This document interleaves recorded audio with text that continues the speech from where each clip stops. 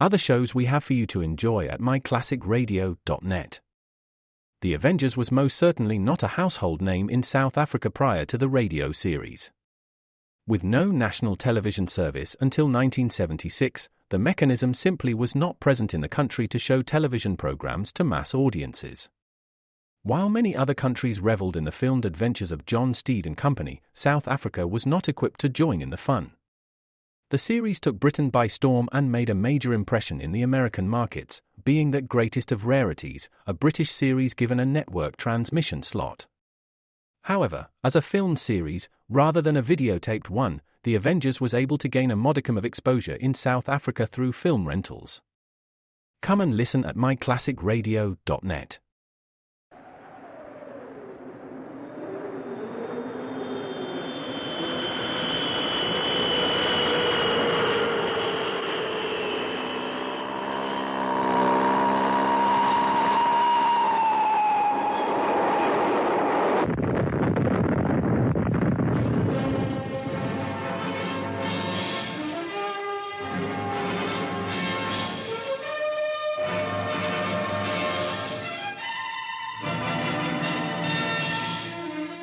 High Adventure.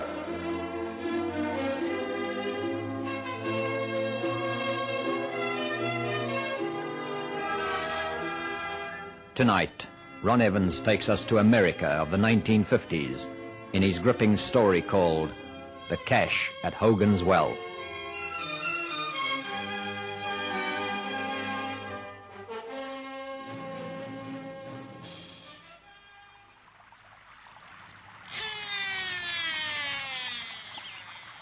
Hi there, Dan. Not so darn loud. You're disturbing my fishing. Sorry about that. Beth said you were over by the stream. What do you want, Johnny? I just got me 2 weeks off from the plant, and I got to thinking about what you told us some time ago. About that hoard you stashed away out in the Black Desert. Ah, forget it like I done for the last 30 years. Forget more than 1,000 ancient Spanish gold coins? Man, you gotta be crazy. I ain't interested, Johnny. I'm getting on now, and I'm all settled down and content. Why should I go out and risk my neck in the desert for a fistful of gold? There's not much risk these days, Dan. I can borrow a 4-wheel drive. That'll get us most of the way in.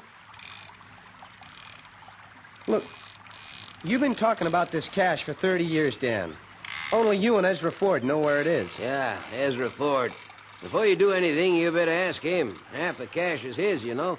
He won't take kindly to being left out. Does that mean you'll go along with it if Ezra agrees? Maybe, maybe not. Man gets tired of fishing day in and day out.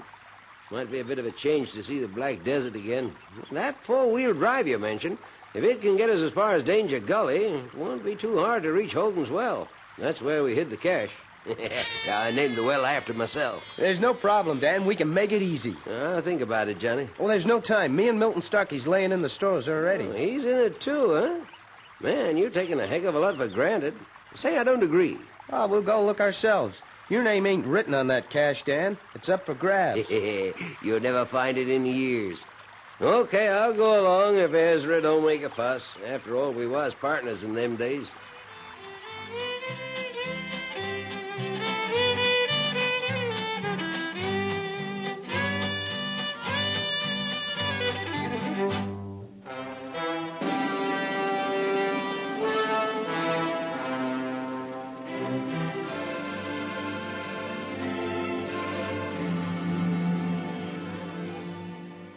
It had been in the early 1920s that Dan Hogan and Ezra Ford had found the stout wooden box filled with gold coins in an abandoned Indian hut on the far side of the Black Desert.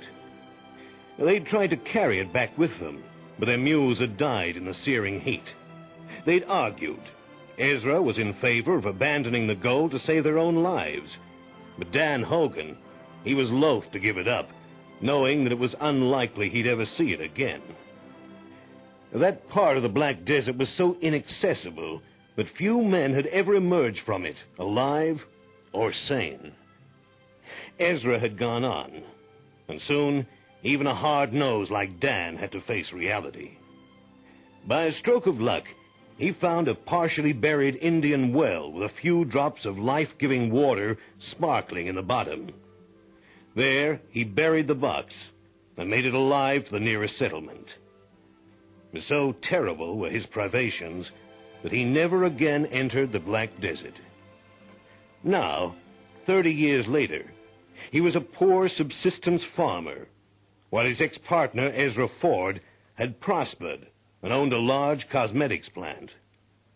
Ezra seemed pleased to see Dan after so many years and listened patiently while the old man explained. And I've given it a lot of thought, Ezra. Maybe finding the cash will go a long way to easing my old age. Them coins must be worth something like $1 million by now. What do you say, Ez? Will you join us? Sorry, Dan. I've got too many other things on my mind. This plant doesn't run by itself. Besides, one bad experience in the Black Desert is enough for any man in his lifetime. I'm told it's different now. What with them four-wheel drives and all? No. I think you'd be crazy to try, Dan. Take my advice and forget it. Well, it's okay for you, Ez. You got it made. I got nothing more than a few bare acres of soil to scratch. Mind if I go? You'll get your share just the same. I do mind, yes, I do. But only because I don't want to see a man die out there in the boiling wilderness. I want to go, Ez. Oh, very well. It's your choice. You have my blessings and sympathy.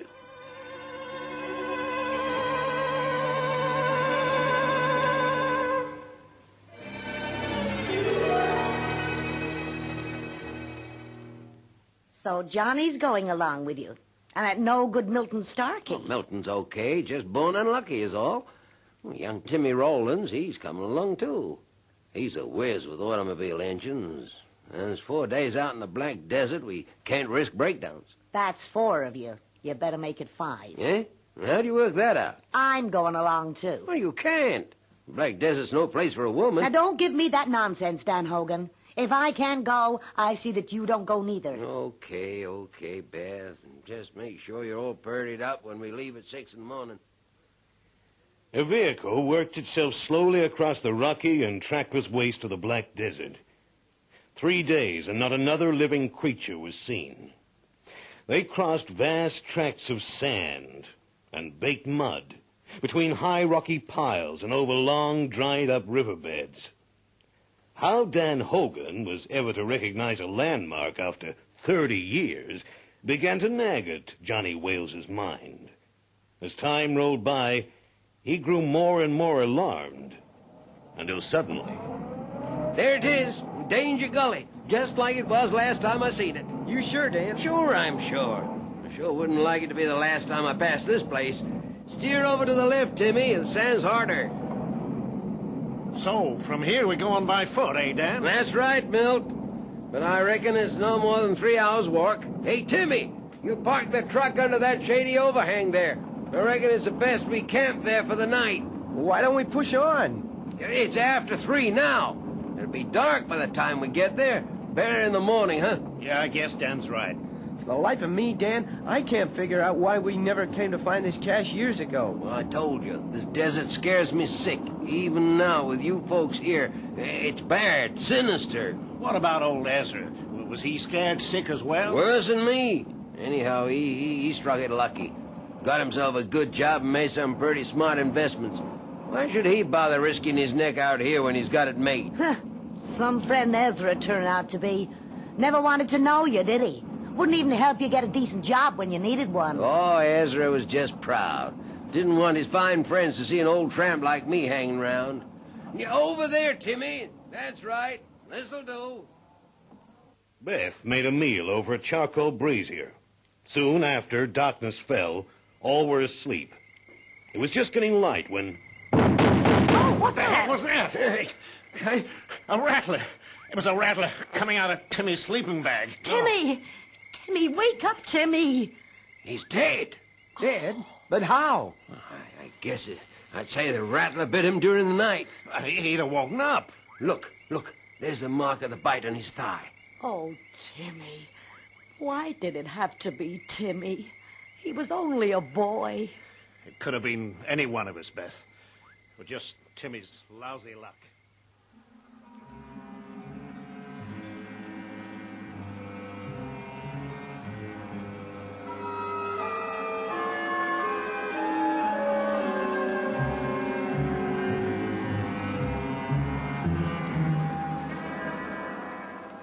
They buried the young man under the overhang before setting out across the dark-colored rocks towards Hogan's well. After a lot of persuasion, Beth agreed to wait at the truck for the three men to return. The sun was climbing up above the line of hills to the east when they set out. It was already hot, and it grew hotter as they walked and walked. 3 hours, you said, Dan. I was guessing. Do you know where we are?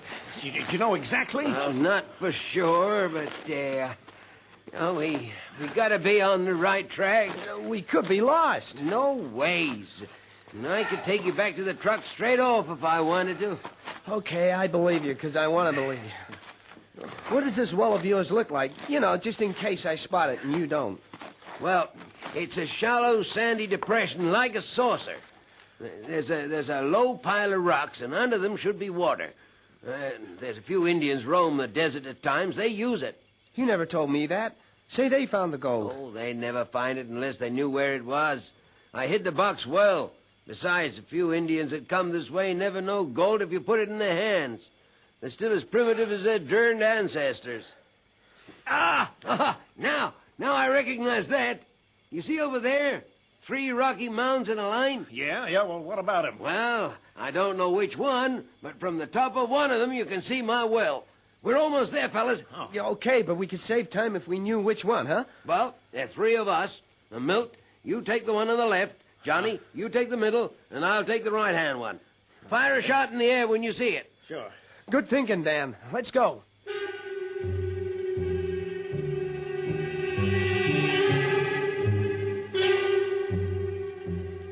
The low hills were about 200 yards apart.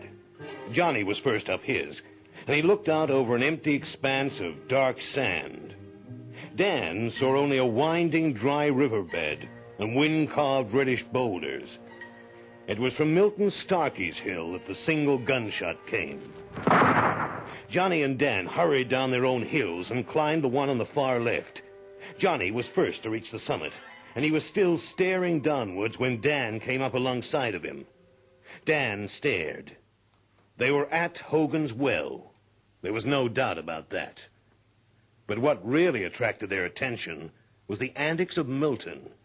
He was lying on the ground by the pile of stones, jerking and groaning as though in a convulsive fit. What's wrong with him, Dan? Search me. We better go and see. Hey, Milton, you gone crazy? Milt, what is it?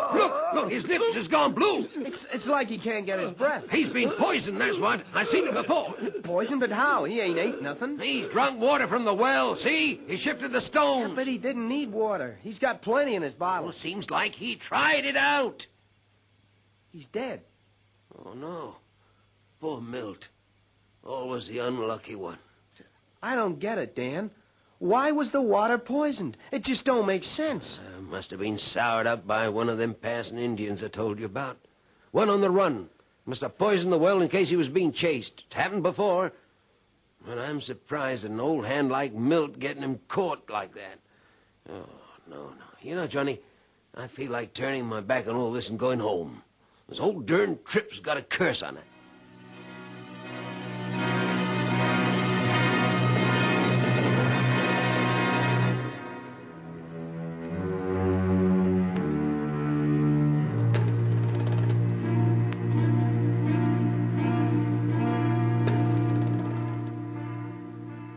Look, Dan, we've had bad luck, poor Timmy getting bit and now old Milt poisoned. But we can't give up now we're here, can we?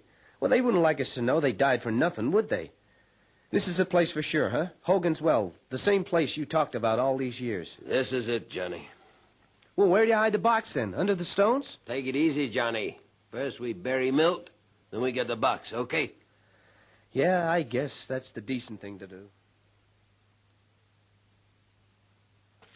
20, 21, 22, 23, 24. Okay, should be somewhere under here, about 3 feet down. Great. The ground's soft. Seems funny to think we're standing over $1 million worth of gold coins. Coins that have been lying here for years. That place you first found and when you was with Ezra, how do you reckon they came to be there? Well, I don't know. This place used to be Spanish years ago, say a couple hundred or so. I reckon the local Indians must have robbed a trader and didn't know the value of what they stole. Then, when they abandoned their hut, they left it lying there because it was so darn heavy. Must be something like 130-pound weight, you know. Dan, I hit something. Hey? Yeah, look, wood and brass. Oh, that's my box, all right. Hey, there's a handle on your side. Help me pull it up. Yeah, I got it. Okay, I can open it. Oh, no. Full of nothing but sand. Dan, you said... It was full of gold coins, I swear it, Johnny. Somebody's been here before us. Yeah, but who? How would they know where to look? It's crazy, Dan. 2 dead people for a box of sand. Ezra. Ezra? Ezra Ford, damn it. That explains how he suddenly got rich. He came back and took the coins for himself. The thieving, no-good skunk. But how'd he know where to look? You said yourself he'd gone on ahead. That's what I thought. He must have hung back and watched me struggle along with the bucks. He saw where I buried it. Now, I come to think of it, it was Ezra who scared me off trying to come back for it when he saw me later in Grahamsville. The skunk, the dirty, thieving rattlesnake. He got that gold out years ago, never said a word. We was partner, Ezra and me. And yet he knew how I had a battle to scratch a living and didn't offer me so much as $1 to get drunk on. Ha! Some partner. So it's all been for nothing. I'm glad I came back, 'cause now I know the truth. And Ezra's gonna pay dear for this double cross. Hey, now don't do nothing stupid. I won't, but remember, this trip's cost 2 lives, and Ezra Ford's gonna know all about it.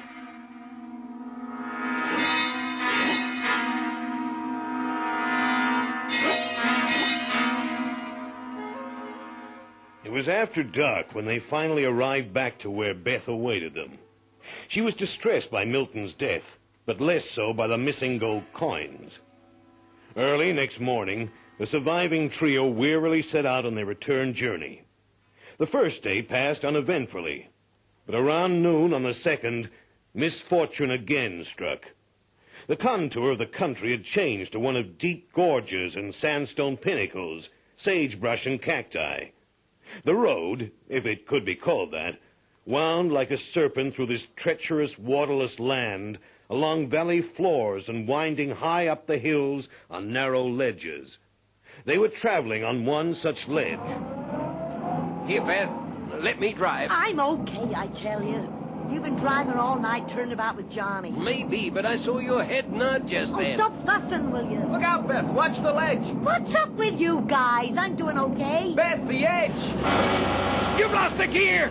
We're slipping back. I can't control it. Beth! The brake! Hold it back!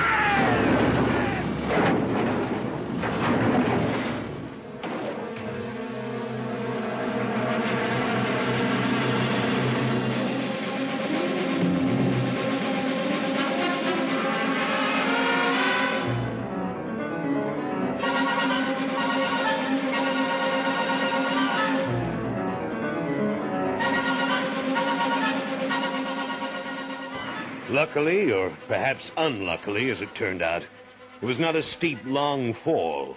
The truck rolled twice and pulled up with a jarring crash when it hit a boulder. Johnny and Dan climbed out, shaken but otherwise unscathed. For Beth, it was different. The steering wheel had broken, and a column had pierced her chest, killing her almost instantly. Dan was hysterical with grief. And it was this third death which finally unhinged him. For 2 hours, he raved, threw down every curse he knew on Ezra Ford's head.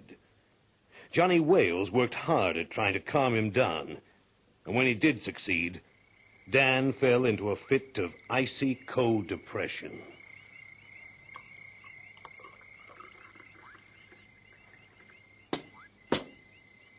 Here, Danny. Take this mug of coffee. I don't want nothing. It can only do you good, man. Life's still got to go on, you know. Not for Ezra Ford. He was a dead man the minute Beth died. He's as good as killed her. You can't directly blame Ezra. He didn't ask you to go looking for the gold.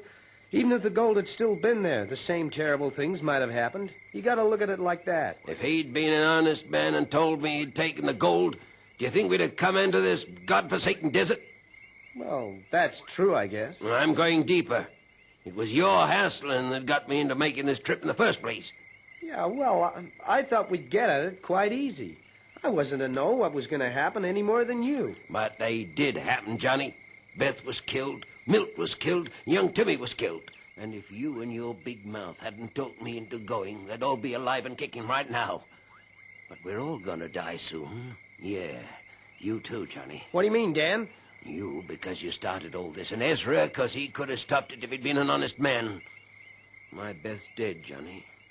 I can hear her calling for blood. Point that rifle away, Danny. Beth drove herself off the ledge. You can't blame me for that. You heard me warning her. That stupid woman just kept on... Ah! No man calls my Beth a stupid woman, especially now she's passed on.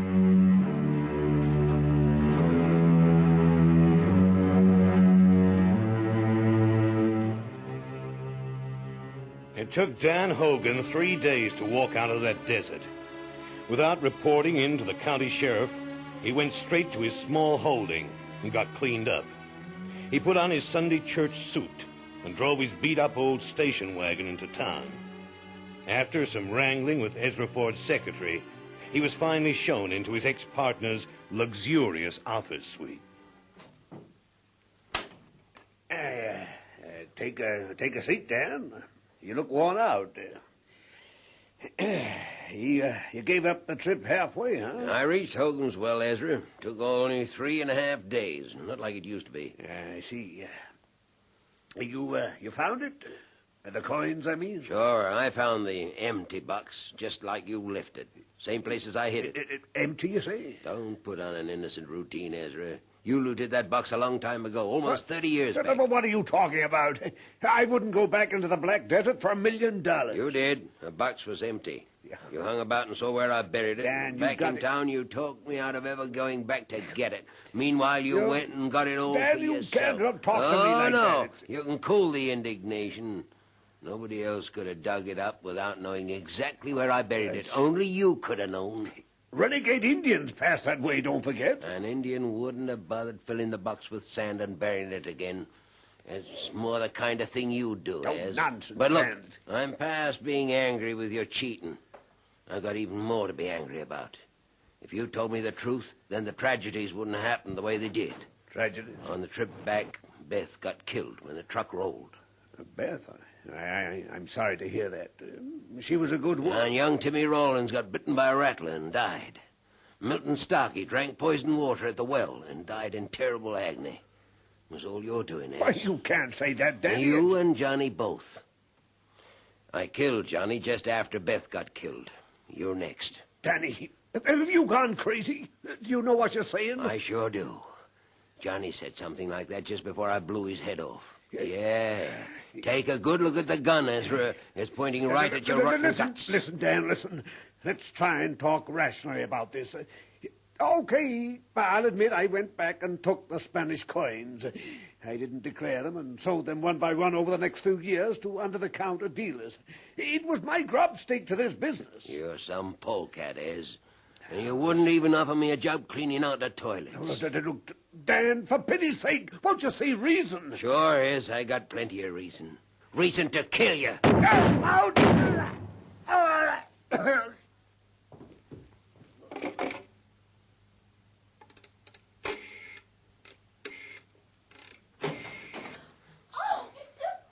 Stay where you are, lady.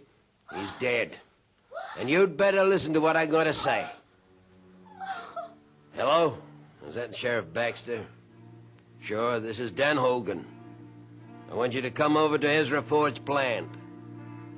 Yeah, I just killed him. We was partners, you know, a long time ago. Yeah, I'll be waiting for you.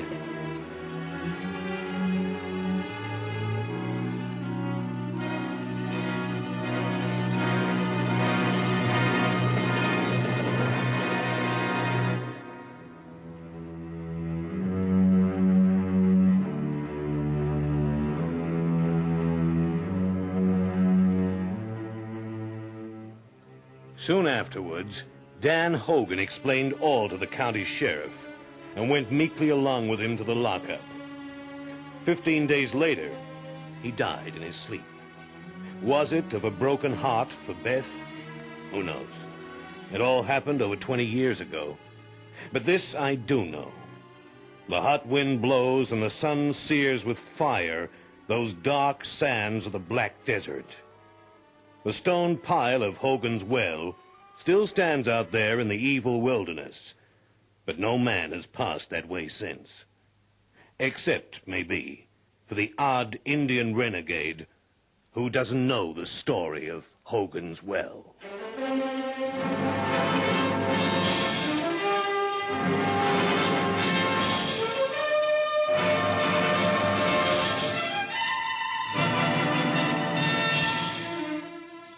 High Adventure is produced by Henry Diffenthal